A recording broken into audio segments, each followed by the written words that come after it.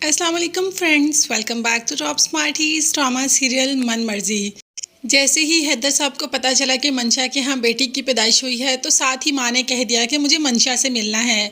और हैदर साहब ने इजाज़त भी दे दी, साथ पैसे दिए कि जाओ जाकर मंशा की बच्ची के लिए शॉपिंग कर लो।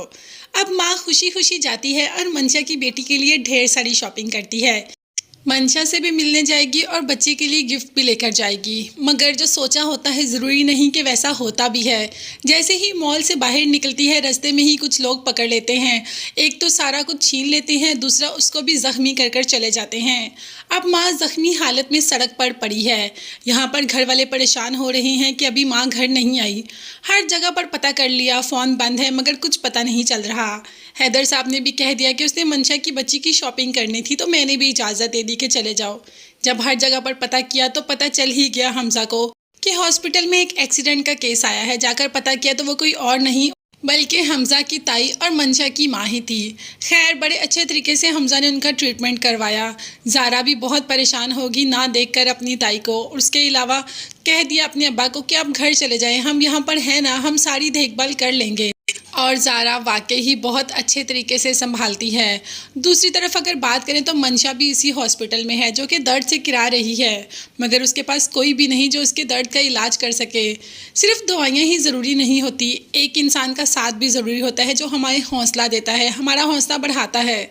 जब मंशा ने कॉल की शुजा को तो शुजा ने कह दिया कि अगर तुम्हें दर्द हो रहा है तो मैं क्या कर सकता हूँ, डॉक्टर से कहो तुम्हें कोई पेन किलर दे दे और तुम आराम से सो जाओ। और अब मुझे फ़ोन मत करना और ना ही बार बार फ़ोन करके मेरा दिन खराब करना।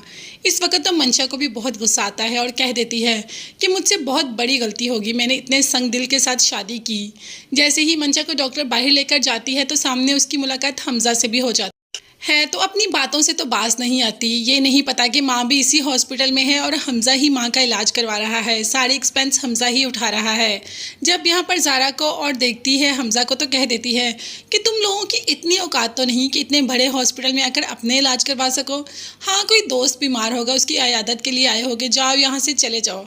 अब हम सब से भी रहा नहीं गया और कह दिया कि तुम्हारी ये जो चांदनी है ना, सिर्फ 2 दिन की है, 2 दिन के बाद तुम भी यहीं आने वाली हो, तो बस सोच लो तुम्हारा मुकाम इस घर में 2 टके का नहीं।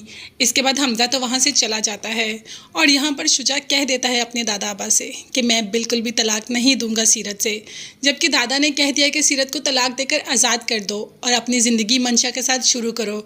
मगर शुजा इस बात के लिए राज़ी है ही नहीं। आखिर शुजा चाहता क्या है? अगर सीरत से इतनी ही मोहब्बत थी तो मंशा से शादी क्यों की? चाहे मंशा ने जितना भी मजबूर किया, अगर नहीं करना चाहता तो नहीं भी कर सकता था।